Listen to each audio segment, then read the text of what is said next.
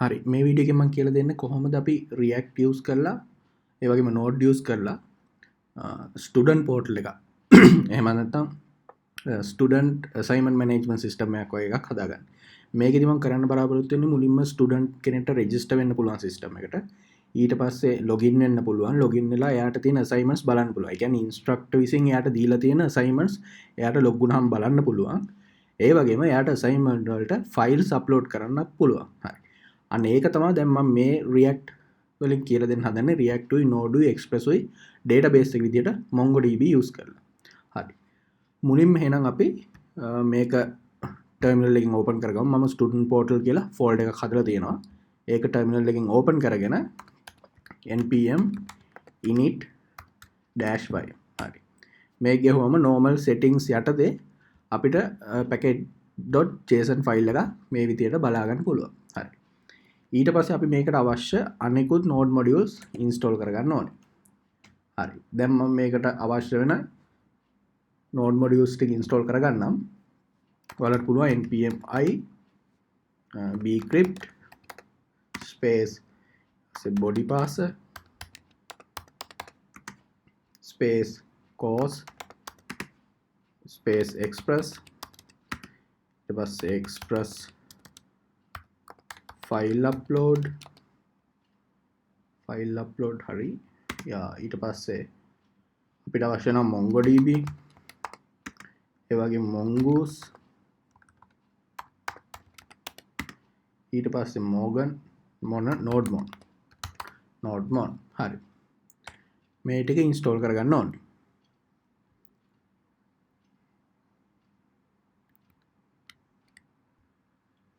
ඒ වගේම අපිට තව ඕනේ වෙනවා npm install json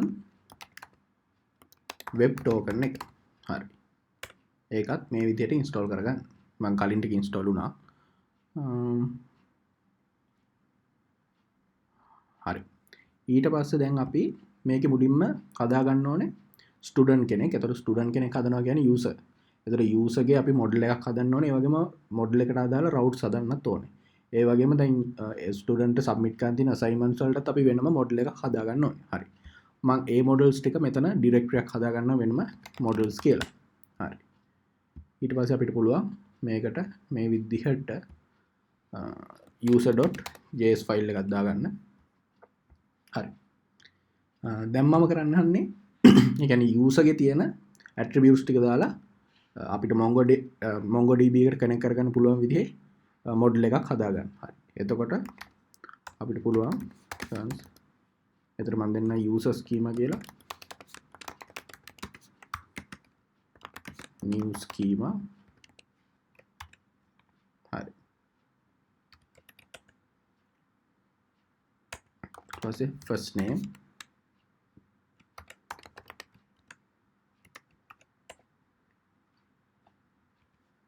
මෙතන type එක දෙන්න ඕනේ string කියලා. හරි. ඊට පස්සේ last name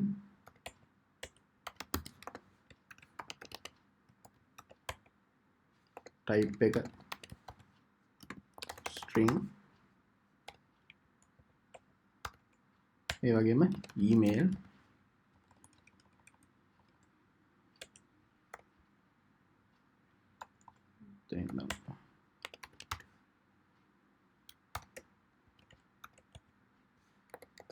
type string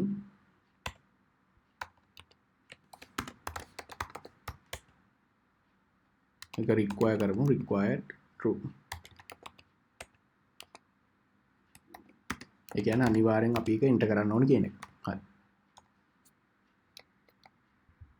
ඊට පස්සේ password එක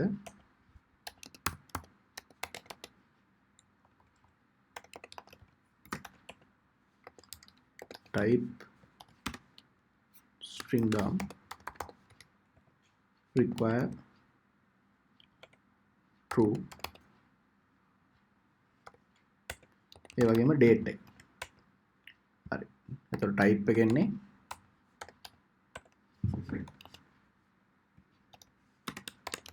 date default දාමු ඒ වෙලේ ගන්න පුළුවන් වෙලා date.now. හරි. ඊට පස්සේ මේක අපි export කරගන්න ඕනේ. module.exports අපි user කියලා ගමු. user mongoose.model අපි model එකට දෙනවා users කියලා. හරි. user schema මේ දෙන්නේ අපි MongoDB එකට අපි දෙන collection name එක. හරි. ඒතකොට users කියලා දුන්නා. දැන් අපි ඒ වගේම මෙතන assignments වලටත් model එකක් හදා ගන්න ඕනේ. ඒකට මම දෙන්න assignment.js. හරි. ඊට පස්සේ දැන් බලමු assignment එකට තියෙන්න ඕනේ. ඒ කියන්නේ assignment එක මොන course එකටද දෙන්නේ. ඒ වගේම ඊට පස්සේ ඒකට තියෙන assignment name එක, ඒ වගේම deadline එක. හරි. ඒක ගන්න මුලින්ම අපි මෙතන මේවට import කරලා ඉන්න ඕනේ. එතන ගමු mongoose require කරන්න ඕනේ. mongoose. හරි. ඒ වගේම ඊට පස්සේ schema mongoose.schema.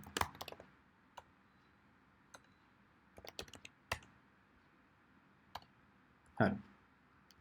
assignment වලටත් මෙන්න මේ දෙක ඒ විදිහටම එනවා.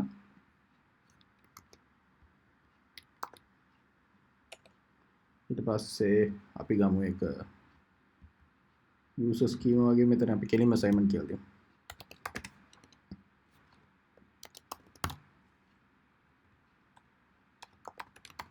let assignment equals new schema. අර වගේම දැන් මම course කියලා එකක් දෙනවා. type එක string. ඒ වගේම assignment name type එක string. හරි. ඊට පස්සේ deadline type string.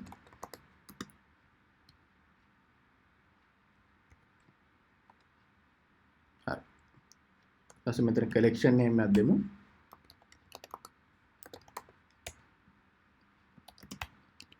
assignment. හරි. ඊට පස්සේ දැන් කලින් විදිහටම අපි module එක export කරන්න ඕනේ. module.exports mongoose.model මෙතන ඊට පස්සේ name එක එනවා assignment